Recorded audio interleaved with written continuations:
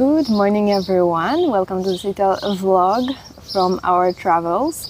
We are at Lake Como in Italy and I'll try to share with you a couple of highlights from our travel. I'll try not to deviate too far from the gardening content and share with you some of garden themed stuff as well. So we arrived here yesterday in the craziest of storms. We were stuck in the middle of the mountains for several hours because it was really stormy and rainy and you couldn't see anything. All the roads were closed, they were completely flooded, so we were pretty much stuck in the middle of the mountains. So we arrived really late last night, completely tired. So today is officially our first day in Italy and the plan for today is to go check out Como city, check out some boutiques, eat some gelato and stuff like that. But before we go, let me show you a little bit this outdoor area here at the Airbnb where we are staying at, because they have a couple of really lovely plants here. Alright, so let's head downstairs from our apartment.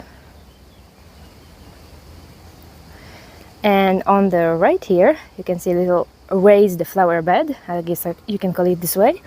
And in this flower bed, we have some beautiful mirabilis. I actually grew mirabilis in my garden last year. And they don't open in the morning, they open in the afternoon. And I think actually the common name is 4 o'clock, so that's pretty accurate because they do open in the afternoon.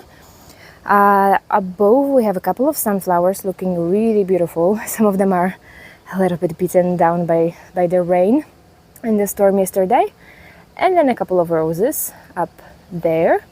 As I turn around, there is this absolutely enormous citrus tree. Like, I have never seen a citrus tree this huge, and especially that it's like literally growing inside this terrace. And funny thing is, I thought that these were lemons. I mean, I definitely have seen lemons this big, but I was definitely very impressed and I was like, wow, that's a huge amount of lemons on this tree.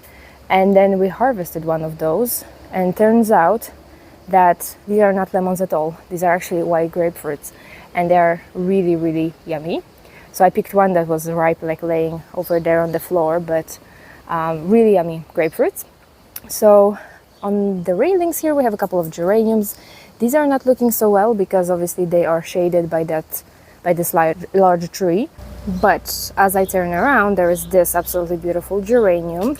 And geraniums, let me just hop over this wild bush here, but geraniums are like one of the most popular flowers here. Like, every single garden has geraniums or begonias and stuff like that. I haven't seen a house without a garden so far.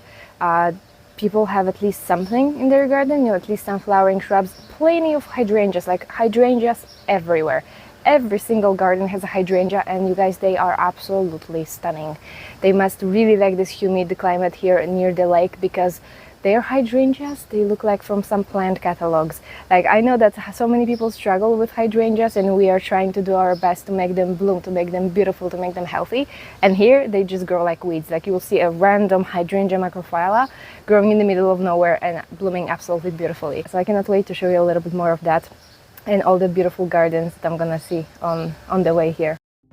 In the afternoon, we went to the center of Como and grabbed some gelato at what was supposedly the best ice cream place in the city. And it was indeed very good.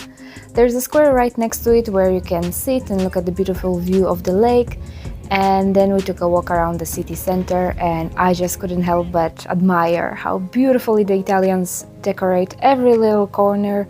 Most of the balconies are full of flowers, lots of containers with seasonal plants, and none of the railings are left without some hanging flower pots.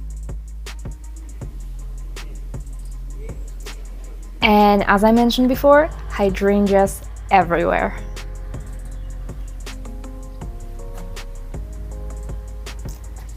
That day we bought some fresh local produce and decided to eat dinner calmly at our Airbnb.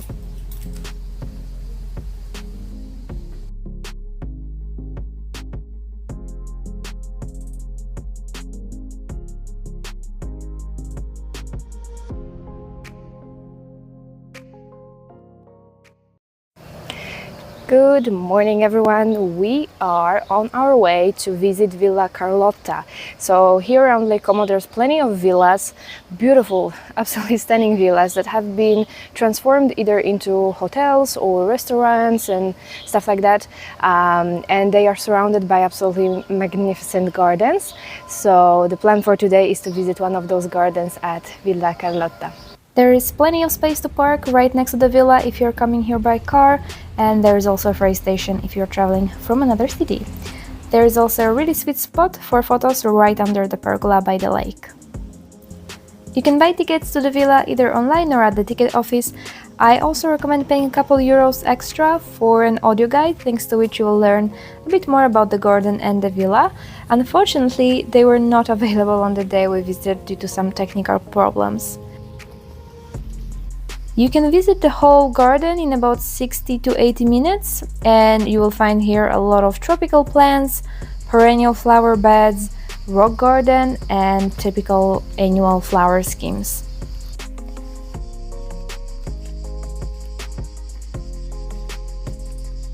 There's also Zen garden section where you will find various types of bamboo, several Japanese maples, and some really lovely water features.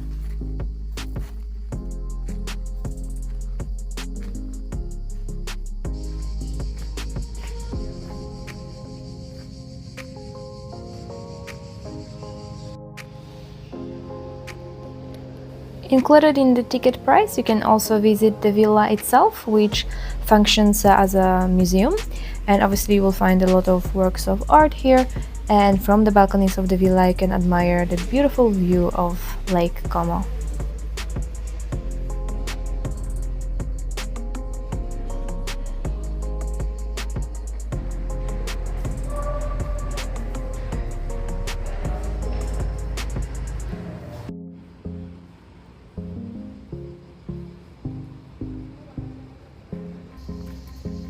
When leaving the villa, you pass under this amazing tunnel of orange trees, and in the boutique near the exit you can buy some really interesting souvenirs and even a few gardening books in English.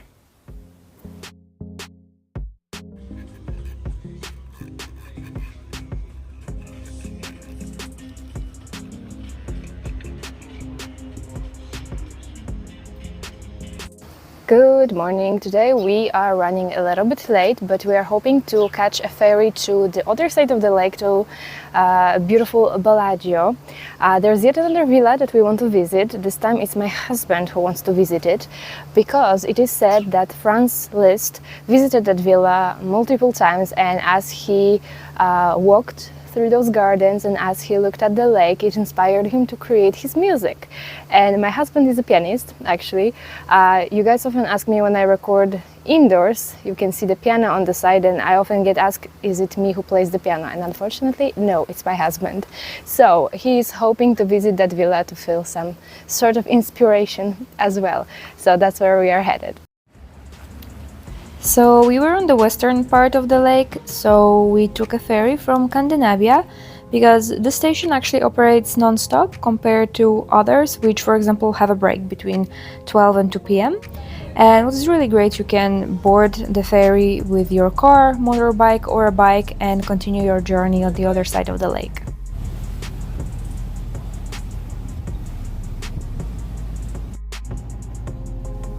So for us, this trip to the other side of the lake only lasted about 10 minutes, but for me, a person with seasickness, it was actually perfect and long enough.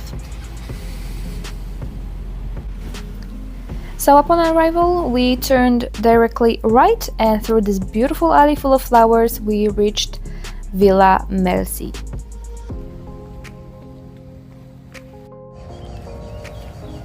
The garden at Villa Melzi is officially a park, and it has a completely different character than the Botanical garden at Villa Carlotta. And right at the start, there's this beautiful pond surrounded by many absolutely stunning varieties of Japanese maples.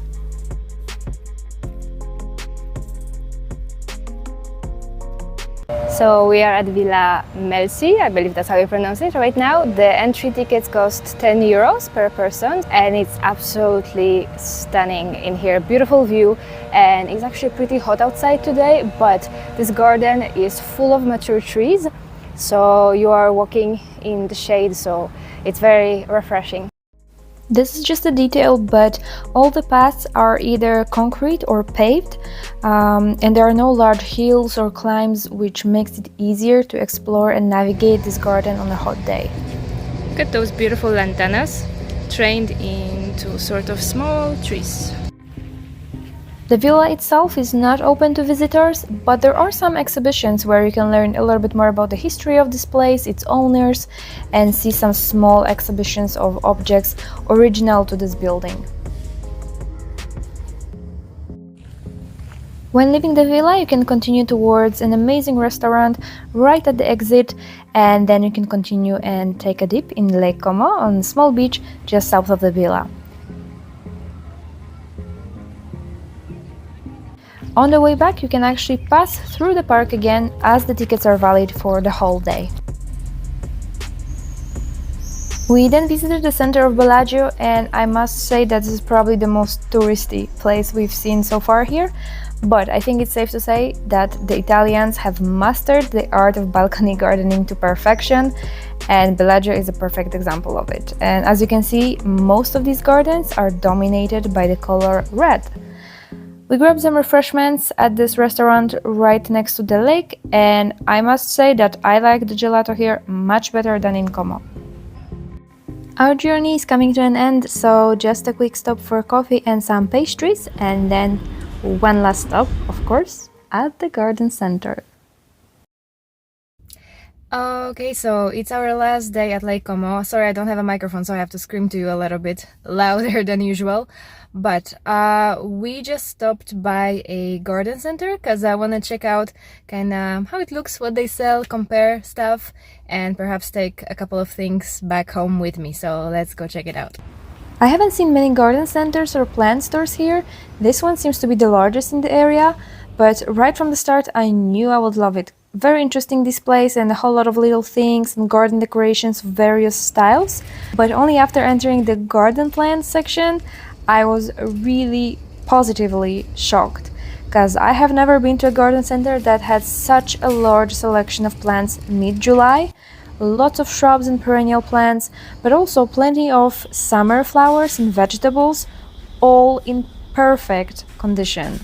Similarly, the section with houseplants, really large selection, very healthy plants at affordable prices, a lot of interesting pots and curiosities such as hydroponic culture. I have not yet been to a garden center that sold plants this way, so that was really awesome.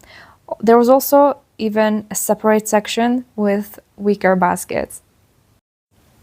During a break on the highway, I also spotted these beautiful hand-painted ceramic flower pots and vases.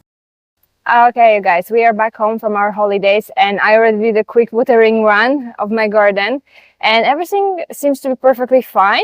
All the plants already bounced back. They were a little bit wilted initially, some of them, but they bounced back and they look absolutely beautiful. Look at those begonias. I mean, they didn't have so many flowers before I left, so it was a really beautiful surprise upon my arrival. So everything seems fine, maybe except for my radishes, because my radish was not just ready to harvest yet before I left, but I was thinking that I might have a problem with this one because they dry out pretty rapidly. So yeah, they're completely wilted, so now I will have to just harvest whatever is left of it, but that's okay, because for the most part it's perfectly fine. So I brought home with me a couple of souvenirs from Italy, so I wanted to share with you my little garden haul. So without further ado, why don't we start first with a couple of plants that I brought home. So I brought a couple of houseplants. I didn't want to bring any garden plants because, at this point my garden is pretty full, and plus, we are in the middle of summer, so all the pots are taken by all the plants, so I don't really have space for any new plants right now. But I brought home a couple of houseplants that have been on my wish list for a while. So first I have asparagus fern, such a beautiful plant. I hope I will be able to keep it alive because ferns, they are a little bit tricky. Then I have this beautiful pilea, also has been on my wish list for a while, and they are not so easy to find here where I live. And even if you do find one, they are usually pretty small, like a teeny tiny cutting, and they are quite expensive as well. And then I have a pink syngonium. Also, always wanted to have a pink syngonium. I was hoping to get one of those more rare pink syngoniums, like Pink Perfection, for example, but they are really difficult to find. So I opted for just a pretty common pink syngonium. I believe this is Neon Robusta. It's not written, but given the price and, you know, kind of by the looks of it, this should be Neon Robusta. So 3 little lovely plants for my houseplant collection. Next, I bought a couple of seeds. I have a mix of beautiful campanula, like the large flowered campanula medium. I always wanted to grow these. These are biennials, so that's actually perfect because I'm gonna be sowing them sometime soon. And then I will overwinter them as young plants, and then they should bloom late spring next year. So really want to try these in my garden. And then I bought this beautiful blue salvia, Salvia splendens. So this is not something I'm going to be sowing right now. I'll have to wait until next year. But I always wanted to grow a blue salvia, but they are really difficult to find as plants. And I haven't really seen blue salvia seeds anywhere around either. So once I saw it at the garden center, I figured it's just a good opportunity for me to try this plant that I've always wanted to grow. So these 2 packets of seeds. Next, this absolutely beautiful head planter. Also, I know I sound like a broken tape, but I always wanted to have a head planter.